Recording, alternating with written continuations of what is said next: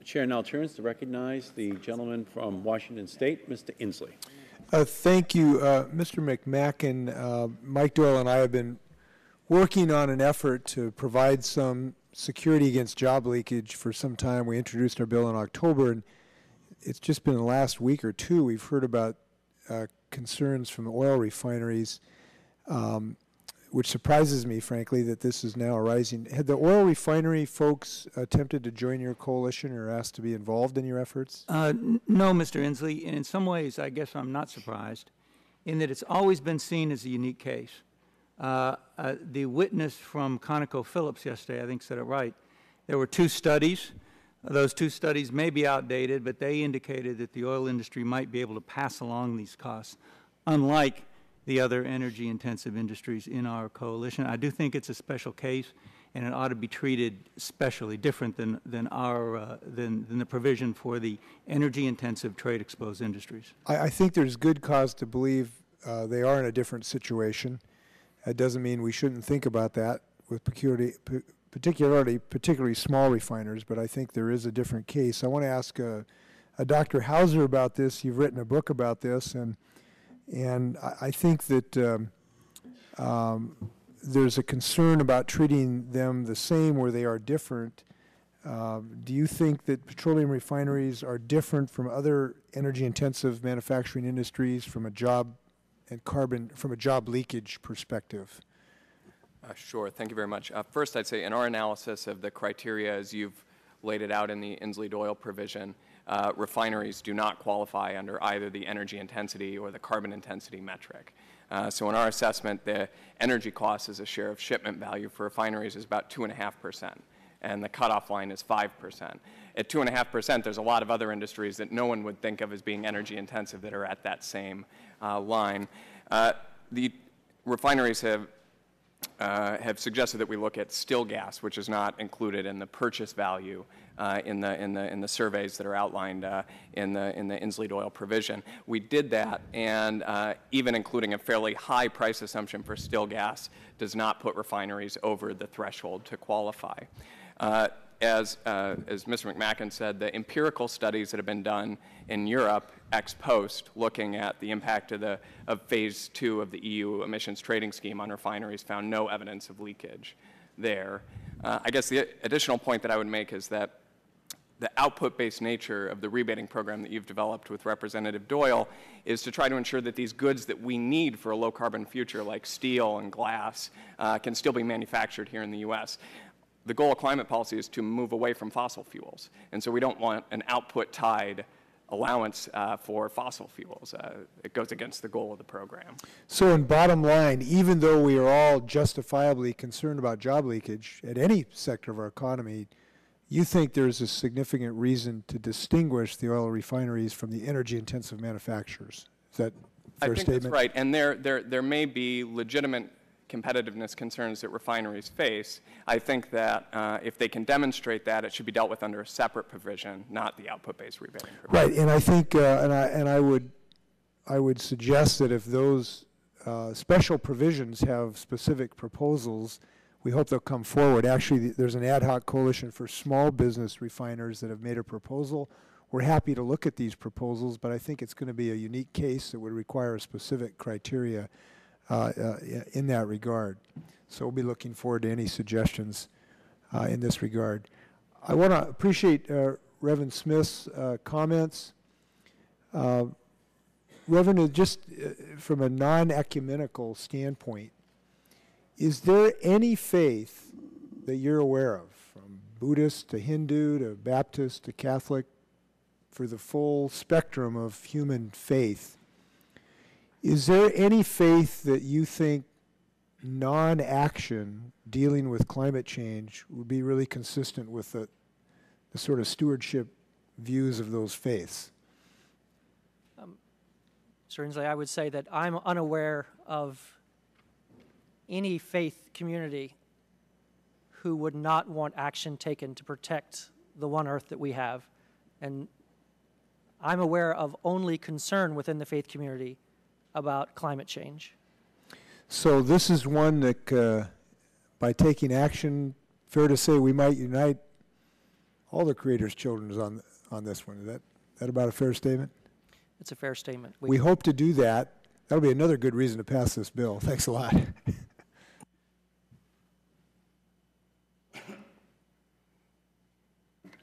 Thank you very much, sir. We were engaged in a brief conversation. At this time, the chair recognizes the gentleman from Michigan, Mr. Appleton. Thank you, Mr. Chairman, and I apologize for not being here for the testimony of all the witnesses. I do have a couple of questions, and hopefully the time won't expire before I'm done. Mr. Conway, I have 2 nuclear plants in my district, and we're hoping to add some reactors, thus adding jobs in the future. And it's my understanding that the steelworkers are very supportive of additional nuclear across the country. And as you know, our energy needs are going to grow by about 30 to 40% by the year 2030. Nuclear has no greenhouse gas emissions, thousands of jobs. When my 2 plants were built, 85% of the components came from within the United States.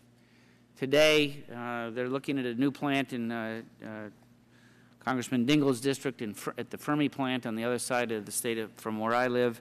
If they're successful in getting that reactor approved by the NRC, it's likely that 85% of the components are going to come from someplace else other than the United States. They're currently repairing a steel turbine at one of my facilities, 500 some jobs while they're repairing it. It was made in Germany. Would the steelworkers support this bill, as you may know, has nothing on nuclear in it. Would the steelworkers support adding a title to try and streamline the process to bring back nuclear in maybe a little faster way than not, knowing that it will add lots of jobs?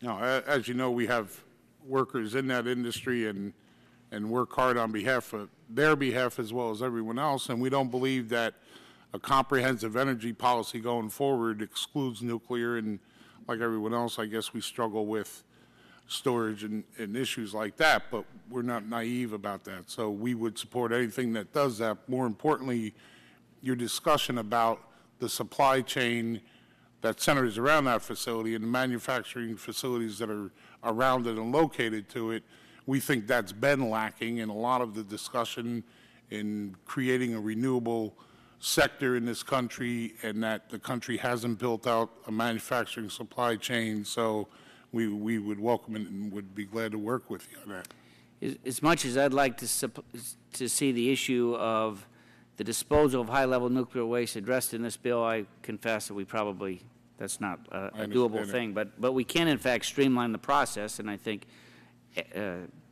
switch the light from red to green, and your support would be helpful. And I think that it would be strongly bipartisan as we embark on that issue. I don't know if you saw last week's Washington Post, but there was a headline, India rejects calls for emission cuts. Officials say growth will be compromised. It goes on to say, no way, that they're not going to participate. I know that it's in the interest of a number of members. I believe Mr. Inslee and Mr. Doyle have an amendment that is going to be part of this that calls for a border adjustment so that we would, in essence, be able to have a tax on imported goods, steel as an example, from countries that don't have a cap-and-trade program. If, however, the WTO rules that is not compliant, would the steelworkers support an off-ramp or, in essence, the jettison of that provision? Look, we believe it is compliant with the WTO provisions, and I guess we would cross that bridge when we get to it. But we think that a border adjustability doesn't come into play if you're going to make your product the right way. And so the way we view it, it's sort of like severance pay. You ask a company for severance pay. If they're going to fight about it, they intend to lay off some people. If people are going to fight about border adjustability, you have to sort of worry about what their intents are going to be and the way they intend to make it. Right now, we face steel expansion in China, 400 or 500 million tons over the last decade. And if you think about it, it is the newest steel production that's gone on in the planet, but still China emits a 2.5, 3 times U.S. steel industry. So it's easy to deduce that the best of statements may not match up with intentions. And one way to make sure that people are honest in a time of growth in nations like China and India is that there is a border adjustability, and if you make it the right way and you make it clean, you don't have to worry about it. But if you don't, you would pay for it as if you had. But if And they we would rule not it's look at out, jettisoning it.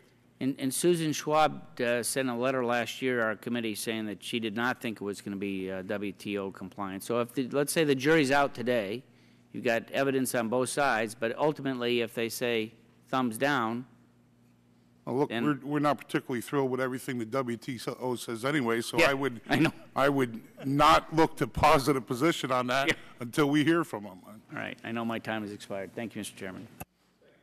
The chair recognizes the gentleman from Oregon.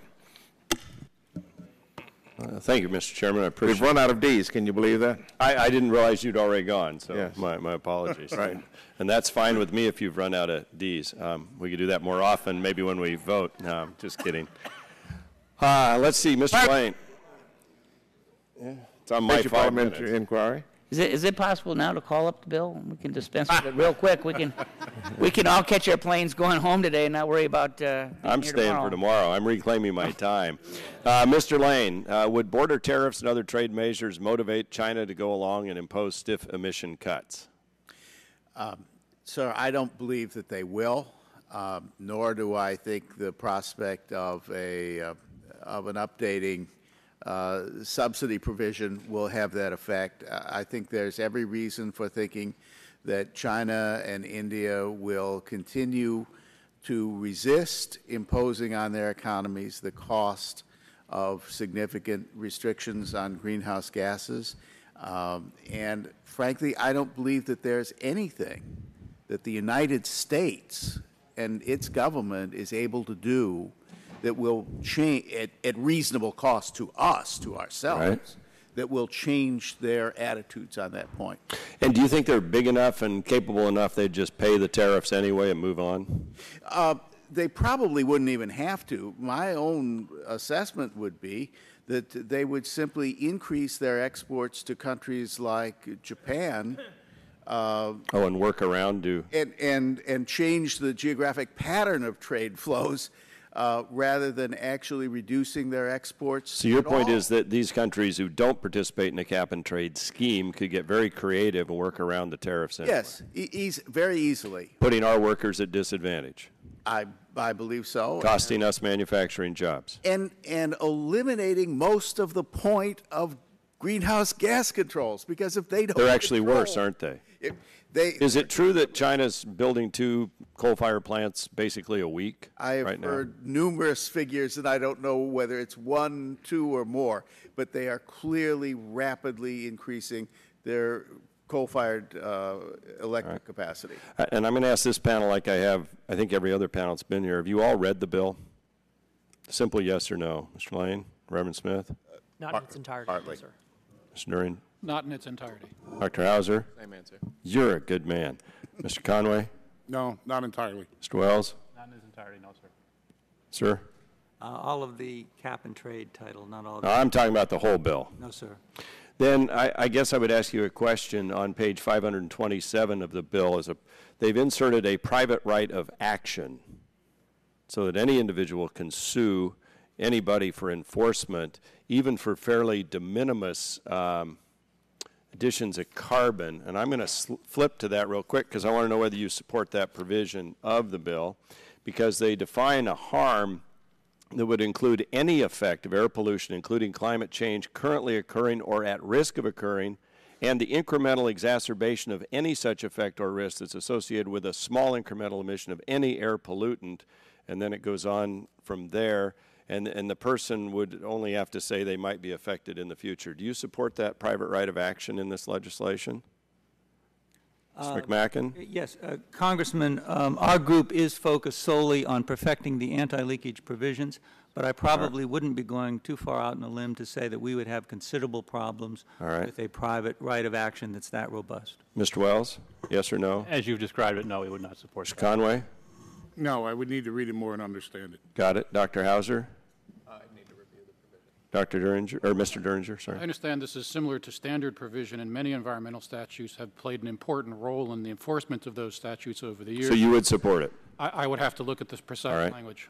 Reverend Smith? I'm not familiar with the language. All right. Mr. Lane? Let me withhold final judgment while saying I'm extremely skeptical about anything that has so much potential for generating litigation. All right, I appreciate that. I want to go on to one of my favorite topics, which is hydropower. I represent a district that has lots of dams along the Columbia River and gets most of its power, a good percentage of it at least, from the hydro system. And Mr. Conway, I know steelworkers used to have aluminum plants in my district, or there were aluminum plants that had many of your members that relied very much on that hydropower for the production of aluminum. Those plants now are closed and gone. Does anybody on this panel think hydropower should not be considered as a renewable energy source? Mr. Lane? Reverend Smith? Mr. Derringer? Dr. Hauser? Mr. Conway? No. Mr. Wells? No. Mr. McMacken. So you all believe hydro should be considered as renewable. Okay, good. Now, Mr. Wells, Dow Chemical, I want to ask you this question. If I vote and we enact a cap-and-trade system, which necessarily raises energy costs, everybody else has testified that it will, will your company guarantee me you won't chase cheaper energy for your manufacturing offshore? If the competitive provisions I testified to are included in the cap and trade, and energy prices for trade-exposed and energy-intensive manufacturers stay competitive, no, we will not. We will go where the energy is competitive. And as the provision... So you will go where the energy is competitive, and China and India would not be involved. Are you saying China and India have to be involved in this same scheme? For this bill to make sense for a trade-exposed and energy-intensive manufacturer, we would have to have those provisions that allows us to stay competitive from an energy perspective with them. Gentleman's time has expired. This time the chair recognizes the chairman emeritus of the full committee, Mr. Dingell. Thank you for your courtesy. I'd like to continue on the questions my colleague just finished. Going across, starting at your right and my left, if you please, gentlemen. Yes or no? Are you content with the provisions of the bill that deal with countries such as India or China, which do not have a cap of their own? Yes or no, please? No. Sir? I believe the United States needs to be a leader. I'm sorry? I believe the United States needs to be a leader in this realm. So you think it's good that they should not have a cap and we should? No, Mr. Chair, and that's not at all what I said. I think that the United States should be a leader and just yes or no. I don't want a lot of toe dancing. Just do you think that are you content with the provisions that deal with the United States but don't deal with India and China? I am, yes, sir. You are, and you, sir. Yes. And you? I think they come pretty close. And you, sir? No, not entirely. Why?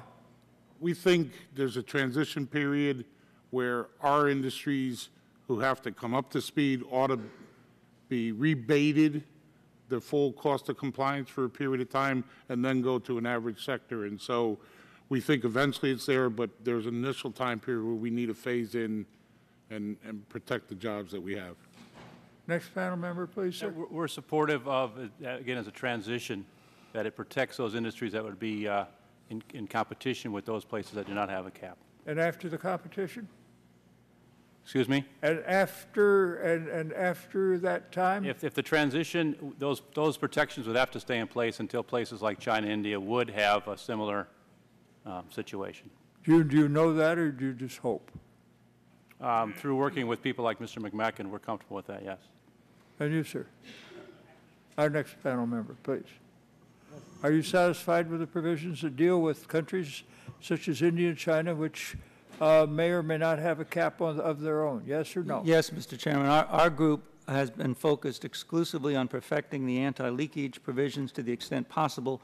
We believe those have to be a bridge to an agreement that leads to a situation where we have equalized costs with foreign producers. Thank you. Now, going across the same direction again, yes or no? Is there any more that you would like to see in terms of protections for American industry included in the legislation? Yes or no, if you please? My answer would be yes, principally in the form of controls on the overall costs of the bill. And you, sir? I would say, sir, that I'm not familiar with those provisions within the bill because I'm here specifically to speak about international adaptation. Thank you. And you, sir? I'd like to reserve judgment as I focus particularly on the bill's relation to international negotiations, and there may be other aspects of the bill with respect to your question that I would want to look at. Next panelist. I feel like the phase-out portion of the bill could use a little bit more clarification. And again, sir. We think it needs a border adjustability provision at its onset and remains in place during the life of the understandings. Thank you. Next panelist. Yeah, we would like to see the feedstock exemption for the chemical industry perfected a bit more. And you, sir? And Mr. Chairman, we think the leakage provision needs strengthened, and some of the other provisions, as Dow has testified, like the non-emissive provisions, need better definition. Thank you. Gentlemen, I happen to think that Mr. Doyle and Mr. Inslee have done a good job of directing their attention to protecting trade-exposed industries in this legislation.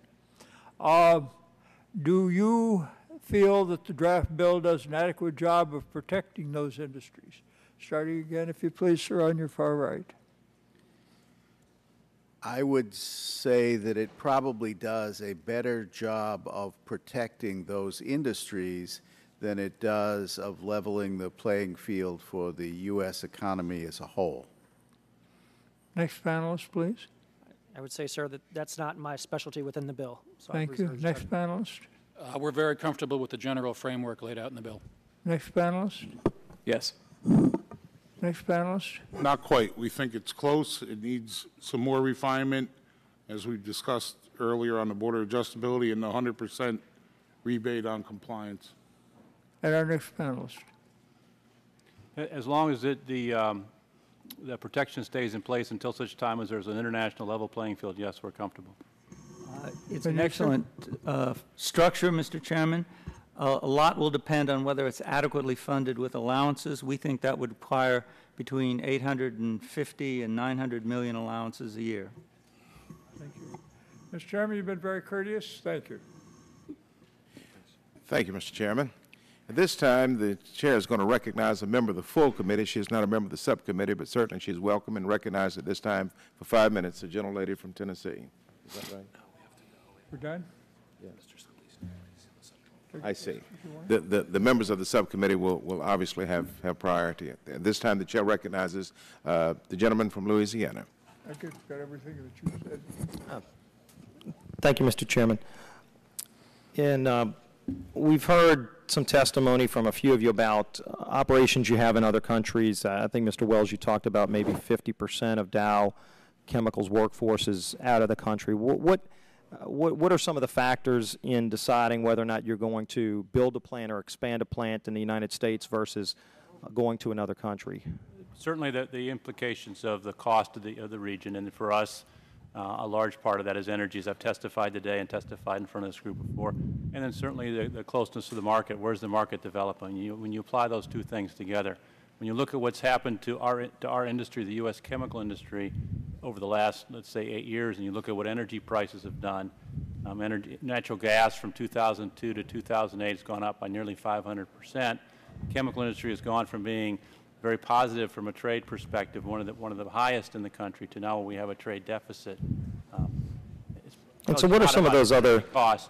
What are some of the top countries that you go to when Dow goes to another country as opposed to here? It's certainly the Middle East, where we can get our feedstocks, which are byproducts of the energy process, natural gas, byproducts of oil. So the Middle East is where we can get low cost. And then, of course, we are moving into the expanding markets, so places like China, India. Mm-hmm. Do any of those countries that you just mentioned, do any of those have any kind of cap policy on greenhouse gases, specifically carbon? None of the ones that I mentioned, no. And so, you know, some of us look at the bill, and of course there are a lot of details that are left out, but one of the things, if we go back to President Obama's actual budget that was passed by the House just a few weeks ago, his budget envisions raising about $640 billion from a cap-and-trade energy tax. So clearly, whether or not the details are in the bill, and then, of course, many of the details are not, on how this whole trading mechanism would work and who would get these free allowances. Ultimately, the president's own budget says that they've got to come up with some kind of mechanism that raises $646 billion in new taxes, in essence. And so if a bill is going to come out of this committee, I hope a bill like the one presented does not. As I talked about earlier, the American Energy Act is a true alternative bill that we've proposed for a comprehensive national energy policy that will fund the alternative sources of energy, create those new jobs, while also not running off the existing jobs we have and encouraging things like clean coal, encouraging more nuclear power, which emits no carbon. And so there is another alternative out there, but the bill that we're discussing today clearly has a big cost, $646 billion. How would a company like Dow react if these new conditions come on and you're not given the allowances you think you might be getting, and then you've got to make a business decision, as you have in the past, to keep those jobs in the United States or to move them to one of the countries that doesn't emit or that doesn't control emissions? Ultimately, have y'all started making any of those decisions, or are you waiting for this bill to come out to see what you're going to do? If a bill that comes out does not look at such things as carbon leakage, doesn't handle such thing as carbon leakage, the feedstock exemption is extremely important to the U.S. chemical industry, and then avoiding the dash to gas, as we've talked about many times. If a bill does not have those things, then it's safe to say what you've seen happen because of the rising energy prices over the last decade would continue to happen and be exacerbated by the climate change bill. Thanks. And Mr. Conway, in relation to the steel workers, I'm familiar with a steel plant that is proposed to be built. Right now it's proposed to be built in the United States, in fact in South Louisiana, but they're looking at two sites. They're looking at the United States, the South Louisiana facility, or Brazil. And they've made it clear now, a few months ago, they pulled back on any decisions until they see what happens with cap and trade energy tax bill. And they said if this bill passes, they're going to build that plant, but they're going to build it in Brazil. And we're talking about a $2 billion investment, 700 good jobs, steel workers, that would be created, and they will be created. And the question is, will they be created in the United States, which has environmental controls already in place that are much better than Brazil, or will it be built in Brazil where they will not have the same controls? And in fact, if somebody's concerned about carbon emissions, more carbon will be emitted if that plant is built in Brazil. Yet passage of this bill will dictate whether or not those 700 jobs and the $2 billion investment go to Brazil. Do you, when you're looking at that, especially as your workforce issues are going to become more concerned by legislation like this that would run some of these companies off, what are your thoughts on how that would affect employees in your industry? Congressman, we think there's much of that going on anyway.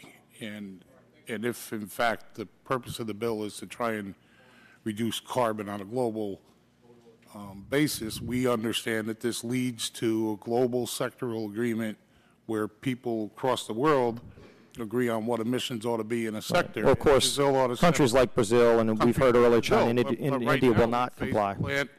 A company, a German company who's moving into Alabama, who intends to put up half a steel plant because it intends to run the other half of the plant in Brazil, where it can emit a lot of carbon, and it will import slabs into here. That doesn't solve the carbon problem, and if what we're here to do is try and solve the problem of carbon emissions, then we need that global sectoral agreement. And our position is simply, until we reach it, we ought to treat the steel made in Brazil as if it were made the right way and the clean way. Right. And, that's what the and of course we know it's not, and those remedies are not in this bill, unfortunately. So I appreciate your gentleman's testimony. I yield my time. Thank you.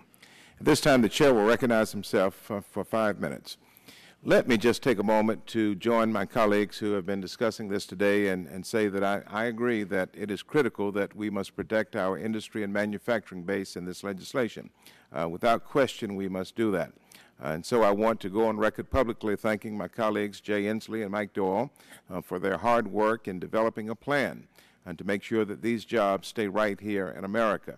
In my district down in the eastern part of North Carolina, there are a number of different energy-intensive trade-exposed industries, such as Nucor Steel, which is in a small town named Winton, North Carolina.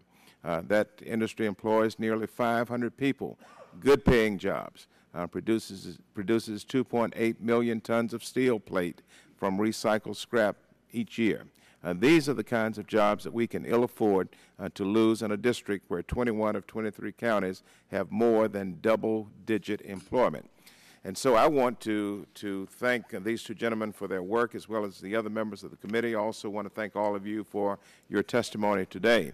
Specifically, I want to address this to Mr. Mackin. Do I understand from your testimony, sir, both your testimony today and back in March, that you think that allocating 15% of allowances should be sufficient to support the eligible trade-exposed industries? Yes, Congressman, with this footnote. That 15%, which was the same number that was in the original Inslee-Doyle bill, same number that, by the way, was over in the Senate in the Brown-Stabenow amendment, was based upon the number of allocations in the Lieberman-Warner bill, about $5.7 billion. The annual allocations in this bill are a little lower, so actually I think the math comes out to about 16%. I understand that you believe that the problem at hand can adequately be solved with using free allocation to eligible trade-exposed industries, and that, as you write in your testimony, the draft has adopted a structure that can really work. Is this correct? That's right, Congressman. Let me now speak briefly to Pastor Smith. Thank you for your testimony and for your work in general. Thank you so very much. Can you, Pastor, briefly paint a picture for us about how money to a country like Zimbabwe provides security for that country as well as our country? Yes, sir. Many of us are aware of the situation in Zimbabwe currently, where we have millions of people now that face famine. We have civil unrest in places. It's really a dangerous cocktail when you mix famine and poverty with a government which is non-democratic. When we add the issue of climate change in that, it really becomes quite difficult, because what was previously the breadbasket of Africa then creates an unstable situation continent-wide in this kind of a situation, because what ends up happening is the investments that we've made in the past in development essentially gets wiped out. And so when we create opportunities for international adaptation through funding through U.S. Congress, what we do is we ensure an investment today helps us keep countries like Zimbabwe able to continue to feed their people, able to participate in a global economic system, able to resist nefarious groups that may try to go in and co-op a very difficult situation in the country. And ultimately, it also helps to secure the investments that we've made through the NGO community and USAID in the past years in order to lift that country out of the desperate situation it finds itself. Thank you. Finally, Mr. Wells, do you concur with the 15% assessment by your colleague to the left? You think that would be sufficient? As a member of his organization, we sure do. Yes. So 15%, you want to go on record saying that 15%? With the caveats that he's already talked about, yes. All right. Well, thank you. The chair yields back the balance of his time. All right. Now we'll go to the gentlelady from Tennessee, the member of the full committee, Ms. Blackburn. 5 minutes. Thank you, Mr. Chairman, and I'll try not to take all 5 minutes. I do appreciate being recognized, and I appreciate that you all would be here. I'll tell you, it's fascinating listening to your responses. I think I'd like to hear from you on some questions after you all have had an opportunity to read the bill and weigh back in with us at that point. Dr. Hauser, I wanted just to ask you, my district, I'm in Tennessee, have a lot of rural area ag offsets that EPA would be able to structure under this bill. They'd have pretty broad discretion on structuring those ag offsets. And when we talk about competitiveness and global competitiveness, I'm curious what your opinion is on how EPA should go about handling the agricultural offsets that they'll be able to put in place. And also, if you think that the imposition of cap and trade will diminish the competitiveness of the American agricultural community. I think it's an important point to bring up to think about how this bill impacts competitiveness more broadly, and agriculture is obviously an important sector there. Offsets, domestic agricultural offsets, are important for several reasons. primarily because they'll help reduce the cost of a bill. The EPA assessment of the Waxman-Markey bill that came out earlier this week shows that international offsets and domestic offsets will have a lot of the same cost benefits, reduce the cost of compliance for a climate bill by half. And so domestic agricultural offsets will play an important role there.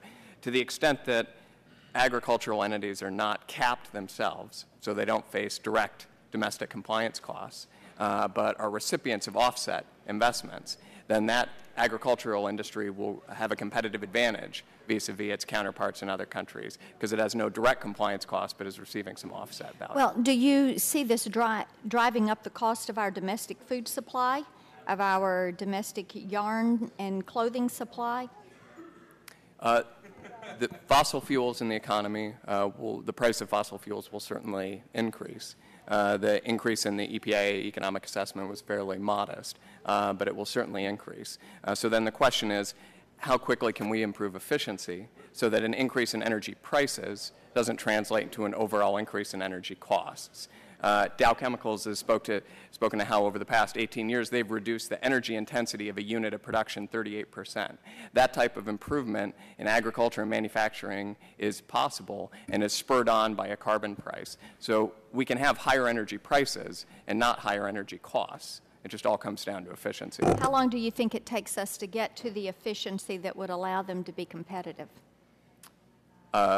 I think that the rate of improvement that companies like Dow and that the U.S. steel industry has demonstrated over the past decade, they've improved efficiency faster than the current bill would reduce emissions, right? So just on a business as usual trend, they're outpacing what the increase in energy price would be. So I'm optimistic that other sectors of the economy have that ability as well. Okay. Thank you. I'll yield back. Great. Thank the gentlelady.